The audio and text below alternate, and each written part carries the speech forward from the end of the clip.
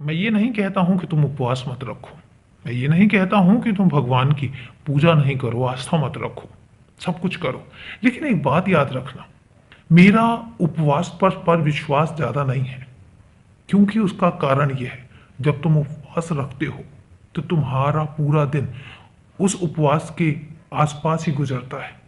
पूरा तुम्हारा दिमाग, पूरा तुम्हारा ध्यान उस उपवास में ही रहता है, और इसलिए तुम बाकी कोई काम कर ही नहीं पाते हो जो तुम करना चाहते हो। और इसलिए मैं तुमसे कहता हूं कि जब तुम्हारा ध्यान पूरी तरीके से तुम्हारे उपवास में लगा रहेगा तो तुम बाकी सारे काम कैसे करोगे। और इसलिए मैं उपवास के हक में नहीं होता हूं। मैं कभी नहीं कहता हूं कि उपवास रखने की जरूरत है। उपवास तुम्हारे शरीर के लिए अच्छा होता है।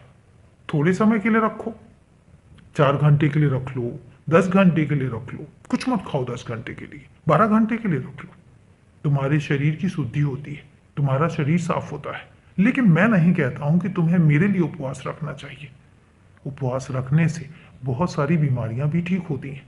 लेकिन मैं कभी नहीं कहता हूं कि तुम उपवास रखोगे तो मैं प्रसन्न होऊंगा। मैं बिल्कुल प्रसन्न नहीं होऊंगा, क्योंकि मैं कहता हूं कि उपवास रखने की जरूरत नहीं है। खाना खाओ, भरपेट खाओ, और उतना खाओ जितना तुम्हारे शरीर की ज़रूरत है। लेकिन हाँ, अगर शरीर को स्वस्थ रखने के लिए, स्वच्छ रखने के लिए कुछ समय के लिए उपवास रखा जाए तो बुरा नहीं है। तो इसलिए रखना है रखो, पर मैं नहीं कहता हूँ। और इसलिए अपने मन पर ज़्यादा बोझ मत डालना। मैं हमेशा प्रसन्न हूँ तुमसे। और अभी के लिए शुभ रात्रि मेरे बच्चे। खुश रहो, हमेशा खुश रहो।